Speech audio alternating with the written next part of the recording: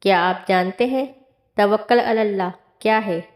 اللہ پر یقین کرنا کسے کہتے ہیں؟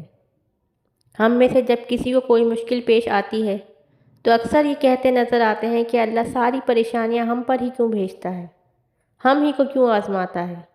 تو میں آپ کو بتاؤں کہ دنیا میں ایسا کوئی بھی نہیں جس کو کسی بھی طرح کی کوئی پریشانی نہ ہو، چاہے وہ بظاہر کتنا ہی خوشحال کیوں نہ ہو۔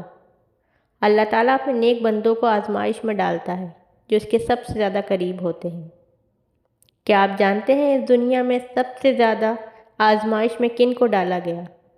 انبیاء علیہ السلام کو، جو اللہ تعالیٰ کے سب سے محبوب ہیں۔ حضرت ایوب علیہ السلام کو بیماری میں کئی سال مبتلا رکھا۔ حضرت یعقوب علیہ السلام کو بیٹے کی جدائی برداشت کرنی پڑی۔ حضرت یوسف علیہ السلام کو کنویں میں رکھا۔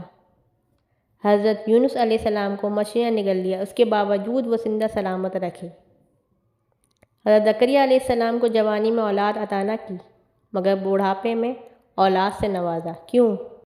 کبھی سوچا کہ ان سب نے مشکل وقت میں صبر کیا، اپنی پریشانی میں کسی کے پاس نہیں گئے، صرف اللہ سے مدد مانگی، صرف اللہ پر بھروسہ کیا، کیونکہ ان کا اللہ پر یقین کامل تھا کہ آج یہ آزمائش آئی ہے تو اس امتحان میں سرخرو کرنے والا بھی وہی ہے۔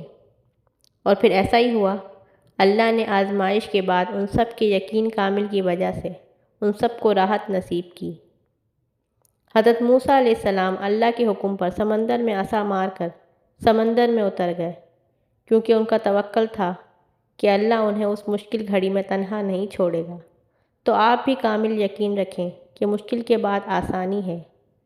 کہیں وہ آپ کو آزماتا ہے تو صرف اس لیے کہ آپ کا یقین پختہ ہو جائے کہ وہی تو ہے جو اس مشکل سے نکالنے والا ہے۔ اللہ تعالیٰ آپ کے لیے وہاں سے راستہ نکالتا ہے جہاں سے امید بھی نہیں ہوتی۔ توکل علی اللہ یہی ہے کہ جب انسان بری طرح سے ہار جائے اور پھر دل سے آواز آئے، کوئی بات نہیں، میرا رب ہے نا۔